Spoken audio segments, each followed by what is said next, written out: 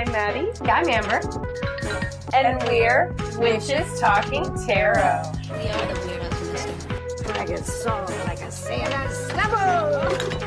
Flip the switch and let the cauldron bubble. Sam. Wow. Hi everyone, I'm Maddie. And I'm Amber. And we're Witches Talking Tarot. And today we're going over the river and through the woods to... Nope, wrong one. I know, I was going to say the 3 bears. I actually almost started this episode with, and today we're going to huff and we're going to puff, and that's not the right one either. Goldilocks is one of those... Okay, she's not in Teddy Shrek. bears have a picnic. No, that's not the right one either. I love Goldilocks doing and these episodes because, like, I am thinking of Shrek, and I remember. No, that wasn't Goldilocks. I am thinking of like Shelley Long and ZZ Top. The 80s, we had like this Mother Goose special with a lot of. Oh, really? Yes, like I love. it was fucking badass. You say what you were gonna say. I'm gonna. Look this up. I was thinking of Shrek, and when, like, it's the second one, and they're on their vacation, and this girl knocks on their door. Duval, That's not Goldie. Goldie. That's not Goldilocks. That is Red Riding Hood going to grandmother's house. Yeah. And they steal her food or whatever. You know what I'm talking about? God, I love Shrek. I love doing these episodes because all of these characters are in Shrek. Except Goldilocks. I don't think Goldilocks. Oh, the 3 bears are Mother in Shrek. Goose, Rocket, and Rhyme. And this was a thing of my childhood. Oh, she looks good with that hair. Oh, actually. yeah. And it's great. And like, so ZZ Top were 3 men in a tub. Okay. Like, which is a nursery rhyme. Okay. And I don't remember all of them off the top of my head. Because, like, literally haven't watched this since I was a kid. Oh, wow. But I was thinking they'd show more, like, because there was Humpty Dumpty. I don't remember who was Humpty Dumpty. I wonder if it tells, like, seriously, here we go, the cast. Okay, so Harry Anderson was Peter Piper. So I don't know if you know who Harry Anderson is. He was the judge on Night Court, but outside of that, I can't think of anything off the top of my head. Little Richard was Old King Cole. Cyndi Lauper was Mary. With I think Mary had a little lamb, Mary. Jean Stapleton was Mother Goose. Ha! Howie Mandel was Humpty Dumpty. Oh my God, I can see it. Yeah. That's the sad thing. Debbie Harry from Blondie was the little old lady who lived in a shoe. Bobby Brown was one of the 3 blind mice. My God, I need to see this. Like this, Terry Garr, R.I.P. baby, was Jill from Jack and Jill. But Woody Harrelson was the lamb. The lamb? Oh my God, I need to watch this It's so good. I need to watch it again.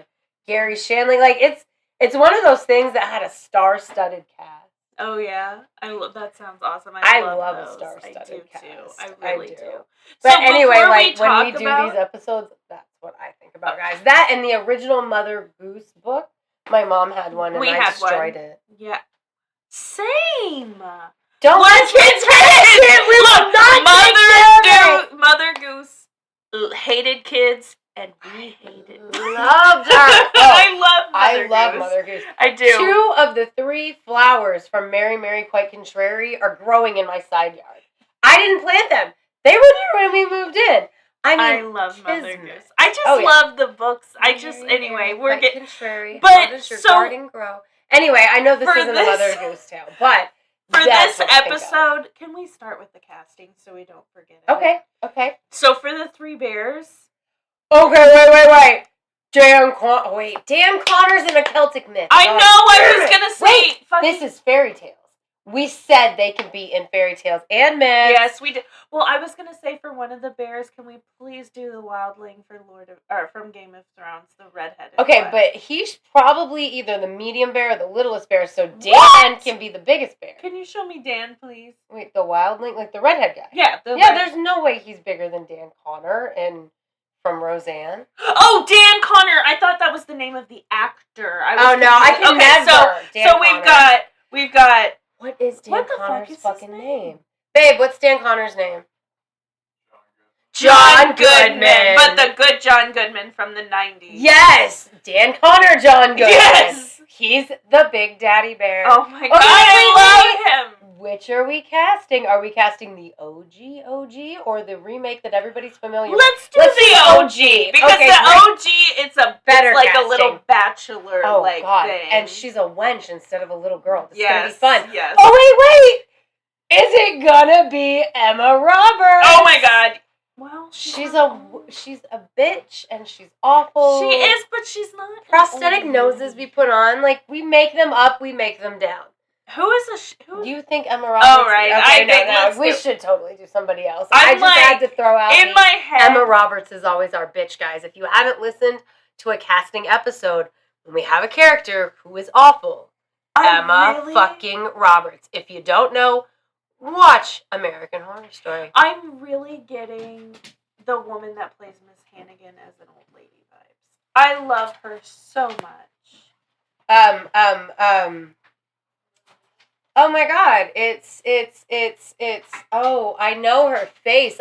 Carol Burnett. Carol Burnett, older, like old lady Carol Burnett. But Carol Burnett's wonderful. She is wonderful.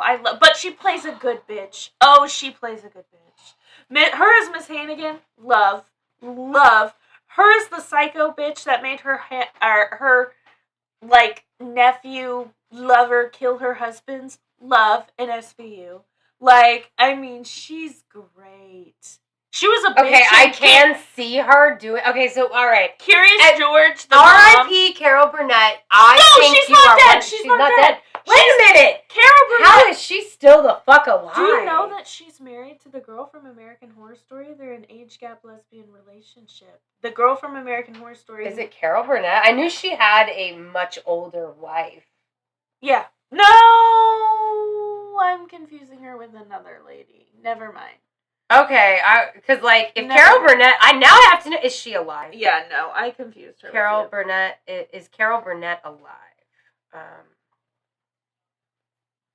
How old is she? She is alive. She's 91. Okay, you will never probably ever listen to us, Miss Burnett, but I'm casting you for this role only because you're such a good actress, not because you're awful. Like yes, you are such a good You're so good. And you're so good, and you're such a good comedian. You know what? You will do this role justice, if we're going to cast Goldilocks, Emma Roberts, 100. But we're not, because we're doing the original. No, I'm just saying if we were going to, like, that would be... No, because then she's too old. You think? Oh, absolutely. I think I prefer because we're gonna talk about that later with theories and things. But right. Anyway, we got Dan Connor. But we've got Dan Connor. We've got Thormund or Hormond, whatever, the redhead from Game of Thrones, Game of the Thrones. wildling. Okay, so now we gotta have a little dude. You said SVU. I want not Benson, but Stabler. Stabler's little. Is he little? He's so little. He's so little. If you don't look it up, he's so little. No, I believe you. Like, he's a little dude. So he'd be like, so we got him stair step. We got the big bear, we got the medium bear, we got the little bear. We got Danny DeVito over here. No, we got to save him for a different. He's from like. Yeah, we're gonna get some wartime stuff with that one when we delve into the origins. Garen fucking T. Seriously though, I could see him. No, for sure. Because you said Danny DeVito, and I actually pictured. Okay, so I should know his name. He's in Goodfellas, but he's also the short bad guy in Home Alone. Mm-hmm. You know, I know that he would also be a good little bear, except. I really like the idea of Stabler because I really think it's just so because they're all three good guys. They're all three great guys. They're all very like cross them and they'll fuck you up. So I think it's good casting. I think we're good. I don't. There's nobody else. There's nobody else. There's nobody else. So once upon a time in a faraway forest, except actually, it wasn't a faraway forest. It was in town. No, that was one of. Okay, so. There's multiple adaptations. Well, no, because the first written, it was first written by Eleanor Muir in 1831, but it had been told orally for a minimum of 40 years prior to that. Mm-hmm. So there's a bunch of different variations. But anyway, we'll say that this one's in the woods, because there's also one where they have a house in town, which makes it make so much more sense that they're anthropomorphic bears. Actually, the one that predates Muir's is anthropomorphic bears in town. But we'll go with Muir because I think that's the one we're going with. Yeah, right. So we have a house in the woods where 3 bears live. So my husband asked me, we're going with the Big, story. Middle, little. Why would an old lady do this? Oh, I have theories on Because- the meanings behind this. So Okay, let's tell the story we'll first. talk. Okay. You like if we're doing casting, we should do the story, and then we have all the discussions, so everybody knows what we're talking about, and then we'll talk about the different variations, I guess. So, old lady breaks into their fucking house while they're gone. Right, like She just gone and she's like, snooping. Yeah, she's like Carol Burnett. She's sneaking and seeing why bears live in the house. right. And this is why I was willing to cast her, because I can picture her like Well, see, sneaking it's and Carol Burnett, so she's got to have like a song. big. Well, I mean, she doesn't always. She like on the doesn't Carol always. Burnett show, she doesn't always sing in Annie because it's a musical, right? But I'm picturing because like Carol Burnett is very exaggerated emotions in her show, and that's what I'm Very like, I love. Broadway. Oh yes. So like I picture her like Grinch walking, big long steps, and she's like to go through their shit and drink their milk. Look, I get it. There's no porridge yet. We don't get Okay. porridge in this story. It's milk, guys, which kind of makes more sense that bears would drink. They must have milked their mama before they came and lived in a house, and so they got just the milk in a jug. Because the milkman doesn't make it out there, right? Right. So she's drinking the milk, and is it like, now tell me with Moore's, it's, this one's too hot, this one's too cold, or no? No. Okay, tell me It's, this one. she drinks their milk. So, I remember she sits in a chair. So, with... I remember... I don't think with Muir's yet we have the 1, 2, 3, but we might. That's we might have the with 1, 2, 3 outside of the something. bears. Like, That's Sangy, Smoky, Sangy, Smoky, something. Southerly. Anyway, so Southerly? we've got Muir's and then Muir's, and then we've got the Southernly. Southie. Okay, So close so to I keep Southerly. confusing But the two anyway. because they Right, he takes what she wrote and he expands it a little bit. Exactly. But again, what she wrote was just a story that's been orally told throughout probably England, but also we'll get into more of that other things later. So she's drinking the milk. She drinks the milk. She sits in a chair and breaks it. What a fucking bitch. Dude, I'd be so mad. Imagine coming home, your milk's dry. First of all, milk's expensive nowadays. So, like, you come home. I don't know how expensive it is for bears. Well, that's true. They Well, might be able to imagine scare the milk out of the imagine cow. this I don't is know. You. This is you. You come home from a long day at work. I'm Am gonna I make a bear? I'm gonna make some coffee or some shit. Like, I'm gonna do something. I need some milk. What the fuck? There's this much left in the fridge and they didn't even throw that shit away? You got me fucked up. I have to go to the fucking store. I have to leave the house Literally. again. Right? Again. And then you got I'm not gonna do that, which means I just don't have coffee, and we You're all like, suffer. oh my fucking We all god. suffer. You're like, We're it has all suffering been a now. fucking Monday. Then you go to sit in your chair and what the Well, we're not there yet because sorry, the bears I'm aren't getting on excited. yet. So she goes upstairs to their bedroom and tries out their beds. She's And- senile. Right.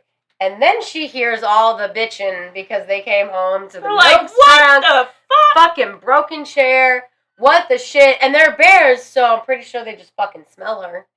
Right. And she's hiding in a closet upstairs because she heard them, and she's like, oh no, I don't know what to do. And they find her in the closet, and so here's where it's real dark, guys. Okay, seriously. They try to burn her, but they can't succeed. They can't burn her. So they try to drown her, but they can't drown her. So don't they just chuck her So off they the roof? chuck her. Or, I'm sorry, no, a that's cliff. a different A one. No, cliff? Okay. that is later or other versions. The Muir version that we're talking about. They take her to the Saint Somebody's churchyard and impale her upon What the the fuck? steeple of the church. Oh, that's right. And then they dance in a circle, singing and dancing. And this was a written version by Eleanor Muir for her nephew's 5th birthday present. Okay, but Fully illustrated with watercolors oh my done god. by her. Like, extra, your name is Eleanor Muir. What kind of, Inappropriate story for a child, though. Literally, but they didn't They give a tried to shit. burn her. Because she was going through people's shit, and she wasn't being careful about it. That's rude. So we're That is telling the rude. child, oh, you better stay out of my Right. shit. You know what I mean? But the other one. So, Southie, however you say Something, that. okay? I- So that's the one that introduces the threes the and threes, threes. yeah, the repetition of threes outside of the bear, where Right. it's, you know, This one's I too think hot. I can't remember if he's the one that adds porridge or not, but there are other stories we're going to talk about as we get into this that include porridge. So I'm not sure where porridge comes in along the lines, but also porridge was there from the beginning, and we'll see And why. with the S, what southern Southie, something. Southie. That's the one where they chuck her Southie. off the cliff, right? Either they chunk her off a cliff or she jumps out the window. Well, and I had read that Maybe breaking her neck on the way this down. person, the southerly, this was later, right? This was 6 years after her written. So she writes down a story in 1831 that is not printed. She writes this down for her nephew, Mm-hmm. okay? Mm-hmm. Southie writes the story as a children's book, or maybe not a children's book, in 1837. Okay. He's never seen Muir's book because it was a gift for her Well, nephew. that goes hand in hand with the whole, because I think that It's I an had oral read tradition story. his uncle, who was illiterate, Yes, passed it used down to to tell him, him yes. because He couldn't read. he made the lady an awful woman Yes. because his nagging aunt was so awful. He basically was putting her as the one in the story, which is also why she gets checked out the window, or Yeah, jumps cliff out the away, window, whatever. or over the cliff. Mm-hmm. But so one thing that I read, because there's a lot of other versions of Goldilocks as we go down the line after the Southie in 1837. But one thing that I read about Southie's 1837 book is one person believes that it is pretty much based off of a book called, or a story called, was it Southpaw? Something Paw. Shit. I forgot I'd read about that. By the time I read everything else that I read about it, I'd forgotten about this one, but it was a story where it's basically the Goldilocks story, except it's a fox that goes into the bear's castle. Oh. And needs a favor from the bear, and so or I guess maybe goes into the bear's castle and eats stuff, and the bears realize that somebody's been eating and blah blah blah. And that Southie probably made it an icky woman because he heard a version where it was a female fox instead of a male fox, and a female fox is also known as a vixen. But an unpleasant woman in that time period would also have been known as a vixen in slang terms. That makes sense. So, yeah, so that is a possible origin. And it seems like very much, I totally forgot about this one until I was talking about the vixen, or trying to get to the vixen thing. I totally forgot. But it's a slightly older, but also this was all word of mouth story before it was written down by Muir or Southie. So the fact that this Goldilocks earlier story exists makes perfect sense. And then it's just changed to people, so maybe you kind of care more. So to be clear, Goldilocks is not a Brothers Grimm story. No. Okay, so I don't know why I thought it was. But if I thought it was, I'm sure plenty of other people did too. Fair enough. And it's not the oldest one we've done or will do. No, not at all. Rather recent. Well, and so, I mean, because the one story, the fox story, is older than this one, right? Because so the Three Bears Goldilocks, right? That's from basically the very late 1790s, and then the one with the paw in the name predates that by X amount of years because it gets morphed from here to here by going from a fox to a person, right?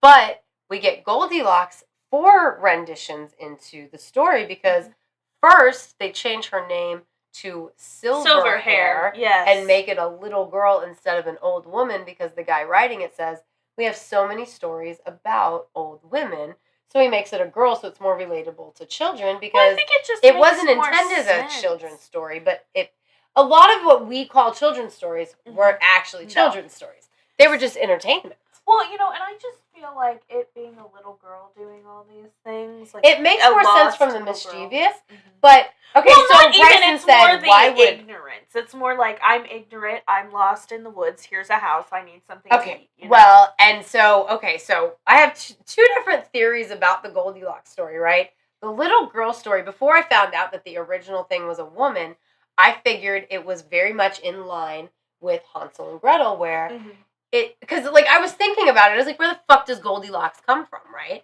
So, is she one of those kids who has been left in the woods and now she's trying to fend for herself, which is why a child would go into a stranger's house and eat a stranger's food because they're starving and they've been abandoned in the woods. Exactly. Like Hansel That's and Gretel, realistic. right? But then you put into the aspect of the old lady, right?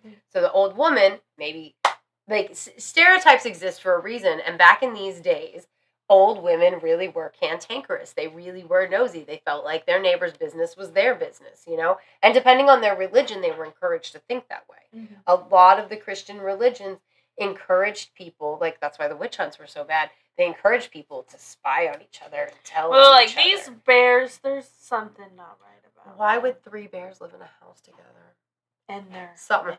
dead There's ass. something hanky. Like, there's, Well, but I mean, my brother's had roommates, and he is not that kind of a bear. That's so. what Bryson said when I was like, why is there not that? Like, I just feel like I would read an Omega verse Look, version of Goldilocks. I simp for the fact that I think I'm using the word simp wrong. I'm gonna retract that statement. Speaking of, I love the fact that Goldilocks and the 3 Bears, as far as becoming an adult tale again, has really given something to the gay community. I love it. Yeah. I love it. It's great. It makes fucking sense. Great. It makes sense. It makes sense. I mean, bears. That's their thing. It is. It totally is. It is. I don't read in romance. I just don't. I'm not a male, so it doesn't, you know. For sure. I'm not saying I wouldn't necessarily have a reason to read it, but I love that that's where that went. I think it's great because there's a lot of ways that could have gone. Well, it makes sense when you look at the older stories, like you said, where it's not a mother, a son, and a father. It is 3 men. Why the fuck are 3 bears living by themselves? You know, but we're coming into the mother, father, and son version. Right. As we get children involved, it becomes this family dynamic. Well, and that is in Shrek, and I don't know if you remember, but the mother becomes the rug on Lord Farquaad's bedroom floor. And the daddy bear, as the mama bear's holding the baby, and the baby bear's like, I'm cold. Yeah. Fuck you, Lord Farquaad, you bastard. Nobody likes Lord Farquaad. I hate him so much. I'm pretty sure Lithgow is his voice. He is. Lithgow was just cast, truly just cast as Dumbledore in the remake of HBO, Harry Potter. Am I upset about the casting? No, I'm actually not upset. I'm very excited to see. I like John Lithgow. I like him when he's not a bad guy because he's too good as a bad guy. He is. He's real creepy as a bad guy. I'm excited to see what he does to the role because, yes, he's American, but, like, I'm not upset with the casting because I really like John Lithgow. I like his old stuff from the 80s, too. Like, I love him. He's great. He's great in the Twilight Zone movie. He's really creepy as the bad guy in one of, like, the original, like, there's a movie called, I think it's called The Santa Claus, but not the Tim Allen one. It's got some other guy, and John Lithgow's a bad guy. Harry and the Hendersons. He's got these fake teeth. They're like huge fake teeth, and they're so freaky. And we realized when we were watching that movie that in the 80s, a lot of the bad guys were given fake, oversized teeth. And so, like, anybody with larger teeth, I'm like, automatically distrustful of. Any other 80s kids feel that way? Like, I am curious if any other 80s kids are like, big teeth, not trustworthy. Well, I'm not upset with the casting. I think it could have been worse. I'm very excited. I mean, I love John Lithgow. He's great. I can't think of anything he's been, like, not great in. And that's real news. Like, that's true. Like, he came out and he did an interview. Events. And he says, Well, I signed up to do it, but when we're done filming, when I'm done filming, when he does his part, he'll be 95 years old. I'm very nervous because everyone who was casted. Shut the fuck I know! Every single one! But, like my grandfather said, it's an old person role. So, like, it's not like a cursed role. It's just they cast old people. I don't know, but like, I don't know. I guess so. It's like You just knew exactly where I was going with that too. So speaking of old people stereotypes, yeah, seriously. Yeah, so like the old ladies really are Snoopy. They really are Snoopy neighbors, especially back then, and it made perfect sense to me from the times standpoint that you'd have a mean old lady that's snooping. So for me, the way that I took it was, I have a different interpretation. Oh, I'm entirely. so sorry. No, you're good. Go ahead. Okay, so I don't know if you did too, but like my interpretation with the old lady was, old ladies back then, husband died, they're by themselves. They're either being taken care of, or bored they and are snooping. Bored and stooping, or they're a burden to society and no one's taking care of them, and they need to find a way to take care of themselves. And we've all seen movies like Sweeney Todd where they're literally left begging on the street. Yeah, no, for real. I mean, you see what I'm saying? So like, but the attitude with which it's written, though, it definitely seems like it's written in a way where it's not that she's there out of necessity. She's there out of rudeness. You know what I mean? But I actually was thinking about it from a completely different standpoint of and I don't think this is why it was written, but it, like, people be going into bears' homes, fucking around with their shit, taking their food, trying to kick them out of their own beds. It was kind of a parallel for what we'd be doing. Well, and I'm just like, her nephew did all of these things.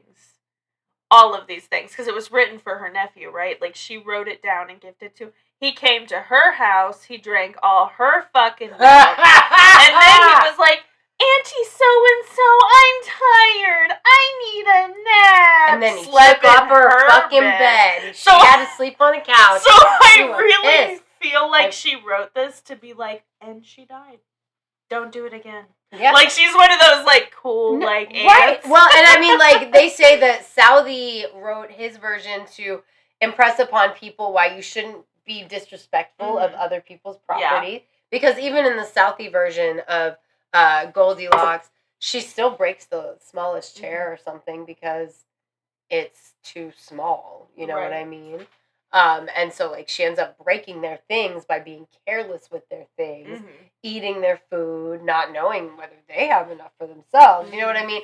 And it's supposedly a tale written for children to be, like, respectful of other people's property. But because it's an oral tale that he obviously heard before that in his own childhood, yeah, maybe that's why he wrote it down, but that's not necessarily why it was passed down. Was it passed down to warn people to stay the fuck out of bear caves? It could have been. Bears live in caves. If you go into a cave unsuspecting, you might have a bear come in and wake you up, just like in the story. I'm just saying, like, fuck that. I just, like, these were ways that I thought about it when I was, like, doing the research, because I was like, I'd never thought of Goldilocks and the Three Bears outside of the little girl shows up. This porridge is too hot. This porridge is too cold. This porridge is just right. This is too hard. This is too soft. This is just right. Well, and another thing that I had read was that it's saying that we need that happy medium. You know, we've got the threes.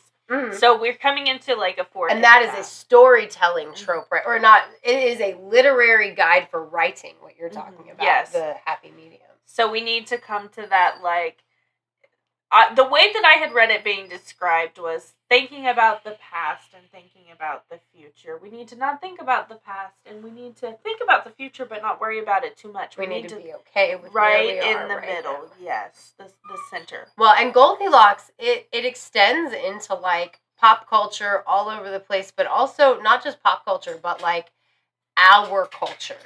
We have what scientists call the Goldilocks zone, where a planet can exist with life on it Oh, because that's it's right. the right amount away from the sun. Just right. It's just right. Mhm. Exactly. And there's a Goldilocks something else somewhere else, as well as the literary tool that you were just talking about with the threes, that also has a name with Goldilocks in it because it all relates back to the just right piece, which is really fun. But what I found even more fun was in my research, there were 2 stories that it seems that may have predated the Goldilocks tale and added to, or that basically it was kind of taken from, because there are, I found them quite interesting. There was a Romanian story called The Bewitched Brothers, and then there was a Norwegian story called The Knights in Bear Shapes, and they were really fucking interesting because there are elements of the Goldilocks story in both of them. Especially the Knights in Bear Shapes, the Norwegian story. This girl, I can't remember how she winds up coming upon this cave that she tidies up, she eats a little bit of food, she ends up going to sleep under the bed, which is pretty fucking smart. And then, like, this bear shows up. And he's like, what the fuck? And she's like, my bad. And then, like, his brothers come and join him, and everybody decides that, like, it's okay, she can stay. And she does all these things, and it turns out that these brothers are under a spell, and they're not actually bears, they are bear shape. And once she does something, they get to remove their... Oh my God, I love that story so great. much. I I like love it. it. Like, I'm over here I like it. okay, but like, put it on an ice planet. You know what I'm like, seriously, put it on an ice planet. It's also got Switch Snow the White and the bears Seven to Dwarfs kind aliens. of things going on too. Yeah, it does. Yeah, and like I can't remember the exact one with the Bewitched Brothers, but it's basically like, I think the Bewitched Brothers is mom is pregnant. They already have 12 kids. It's king and queen. Oh my God.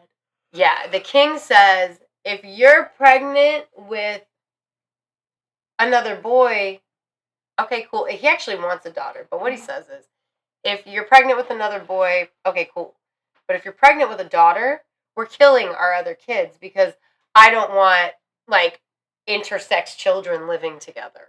Or did I say that right? I think I used the right word. You. He doesn't want, like... He doesn't want the boys and the girls existing together. What, the guys are gonna fuck their little sister? I mean, that's creepy. I don't know. So the mom's like, ooh, gotta do something. I don't want my sons to die because I love them. So she takes her favorite child, her youngest son, and she's like, hey, you and your brothers, after you're, like, put to bed tonight, you gotta go out to the woods, and look, I'm gonna, after the baby's born, I'm gonna raise a flag. If it's a white flag, you're good to come home. If it's a red flag, if it was a girl, you cannot come home or your father's gonna kill you. And you just gotta, like, live in the woods. Sorry about you. What the fuck? Yeah, I know. It's fucking weird, right? Like, you're a king and a queen. Like, set them up. Yeah, that doesn't make any sense. But, like, so now because they can't come home when the red flag is flown, most of them they get really mad, and, like, any girl that comes upon them, they kill her. Like, they just fucking slaughter any girl that comes up. And so, like, then one day the sister, she's doing laundry because she's older now, and she finds, like, 12 little shirts, and she's like, well, that's fucking weird. Dad's way too big for these shirts. And, like, a maidservant's like, yeah, actually, you have 12 brothers. They're just out there living in the woods because your dad didn't want them around you. And so she's, like, really upset, and she leaves. And she goes looking for them, not knowing that they're murdering every girl that comes upon them. But because it's very much Snow White and the Seven Dwarfs, but not. Because they don't want anything to happen to, like, the little space they've carved out for themselves in the world after being abandoned by their parents, essentially. One of them always stays with their camp, right? So, like, she shows up, and he's, like, off collecting firewood or whatever, while everybody else is away working, very much Seven Doorsy. Yes, exactly, right? And so, like, she cleans up, and she cooks, and she does all this stuff, and he comes back, like, she even changes their bed linens and stuff, like, so he's been collecting firewood for a while, I guess. But, he comes back, and he's like, I should kill you where you stand. And she's like, whoa, whoa, whoa, whoa, whoa. Don't kill me. I'll work for you forever. I'm your sister. I came looking for you. And he's like, the fuck? He's like, And so, yeah, so then he doesn't kill her. And then the other 11 come back and they're like, why is there a girl here who's not dead? And he's like, hey, actually, she's our sister. And she says she'll, like, do all the shit for us so I can come work with you guys. And they're like, oh, okay. Manual labor? Spot on. I don't remember how that one ends, but I was like, it was very interesting. Oh, like, I don't hate it. yeah, something happens, actually. Something happens because she's cleaning up. Okay, it's very, okay, so They this is do the end Romanian up fucking story. their sister. No. Oh, I was like, they do end up, and it was the fucking father's fault the whole time. Well, yeah, but so Sorry. it gets crazier because I forgot this was Romanian, so we're over in the Eastern Europe. She plucks up like 12 white flowers or something like that, and like this witch appears, and she's like, "Ha ha ha! Those were your brothers, and now they're What like the ravens for 6 years, unless you just don't talk to anybody and you do all these tasks or whatever." So she's doing the stuff, and after 5 fucking years, she goes, why am I even doing this? Like, she finally talks out loud. She's like, why am I even doing this? Are they even coming back? Are they alive? And then, boom, something happens, and, like, her brother's spirit's like, you fool! You only had 1 more year to go, and you would have changed us back. And that was the story. What the fuck? So that was I know, saying but don't yeah. give up on your work. I guess, I don't know. I'm still, like, of the finding people in caves and working for them. Weird. I don't know. Or eating their things. Either way, don't eat other people's shit that you find lying around, that's for sure. Also, I really like Dan Connor as Big Bear, no matter what. He's perfect for it. Oh, yeah, I totally agree. And, like, so we have a brown bear, and a red bear, and a black bear with a bald spot. We do, don't we? I love it. He does have a bald spot. He does have a bald spot. But we love you, Christopher Maloney. And if anybody's out there seen Happy, I hope you're okay. Like, you guys get me, right? When I say I hope he's okay after doing that. They canceled that. I bet they did. That shit was fucked up. Ugh! I haven't seen it, Don't and watch I it. know everybody tells me not to watch it. My husband started watching it, and he really liked it. It's so good, but I thought it was literally about a crazy, like, a guy that was, you know what, I won't get into it. yeah, anyway. So I can't think of, I mean, was there anything else that, like, you had thought of when it comes to Goldilocks? Because, like, No, you know, for me, really, it was, like, the comparison of people taking bear habitats, and then the Goldilocks being, like, a child abandoned in the woods by her family. The only thing is what I mentioned earlier is I think it's possible that the old lady could have been, I it could could've, see that. I just you know, hadn't thought about it. like a burden to society. Yeah. These are old Which is people. why she was crotchety and mean. Yeah, exactly. Carol Burnett. And also it was very much a situation Everyone where left it's like, me to die. well, we might as well Sorry. get rid of her and throw her off a cliff because it's like nobody wants her anyway. You know what I mean? Because women, unfortunately, throughout history, once we get to a certain age, can't bear children anymore, they were kind of seen as... There's actually a complete biological reason for that I recently read. It's crazy. For us not to bear children anymore? Well, yeah, absolutely. But also why, like, we get discarded while they go for younger women because they can still have... It's, like, totally biological. It's a biological... I know. I totally get you. It's the same thing why men, like, get big tits. You know what I mean? Well, like, no, what I mean... Okay, so, like, the reason that humans have been able to evolve the way we have is because we have elder parent roles. Specifically, grandmothers, because women can no longer bear children. Right. We are only one of a few mammals that once we no longer have the ability to reproduce, we continue living. We just, like, our bodies change so that we can adapt to no longer being able to reproduce, but then we stay alive for a long time. No, I Most hear you. animals die once they no longer can reproduce because they're not meant to do anything but reproduce. Well, But in humanity, women are meant to help raise the youth so that the parents / caregivers can be out there providing for the young, like gathering berries, hunting, these kinds of things, knowing that their young are taken care of because our young are so vulnerable compared to other kinds of predators young, and we have eyes that point forward, so we are predators, not prey animals, because prey animals have wider set eyes, so they have a bigger radius to watch out for. Predators have close eyes like this, so they can hunt, right? And so we're supposed to not have kids anymore, and they're supposed to keep breeding, which is why men continually can breed with younger women, while women cannot and get tossed aside, but it's a complete biological reason. Like, it was the craziest thing when I was like reading it, and I realized, like, oh my god, there's a reason for these like stereotypes we talk about with like men casting off their first wife for a younger woman when she gets too old. But like, it was just like this thing that I read. It was crazy because like I've always talked shit about that, because as a woman, it's a shitty trope, to have to possibly look forward to. But like reading the science of why that is a thing was just crazy, because they weren't talking about why that is a thing.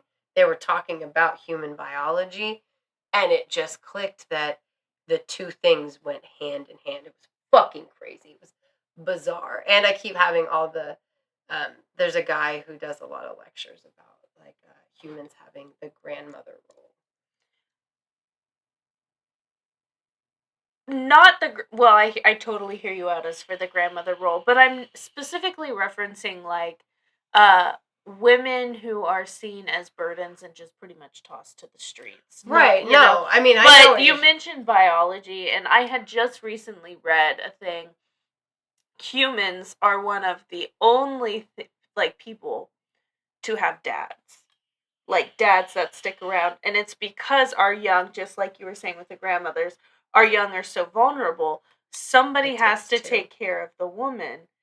Biologically speaking, we're in the we're just talking in the about caveman like, time. Yeah. Don't come at us, bro. Like, I realized how unsettling the things that came out of my mouth were, but it was just what I read. Someone had to take care of the mom who was stuck in the not in the hospital, but like, in the you fucking can't cave. You know what I mean? And she couldn't hunt or feed herself, because she couldn't leave her baby because the baby's so vulnerable. Right. So we evolved into having that father figure. No, that's really fucking It's just not very necessary anymore. No, I'm just kidding. I am just fucking kidding. Single parent households, are you okay? I didn't even mean that as a joke. Like seriously, no, seriously, like, because some places, like, even a single parent household can like not qualify for assistance, which is fucking insane. But if it wasn't both of us, well, anyway, let's get off here because we are totally off topic. But hey, if you're watching on YouTube, don't forget to like and subscribe. You can find us on Threads, Facebook, and Instagram at Witches Talking Tarot. You can find us on the X at Classiest Witches, because we are the classiest witches, So if you would like to support us, you can find us on patreon.com/Witches Talking Tarot. Witches Talking Tarot. God, why was that such a mouthful? Anyway, big shout out, thank you to Victoria, Pam, Death by DVD. We appreciate your patronage on patreon.com. Thanks for sitting with us for a spell. Bye.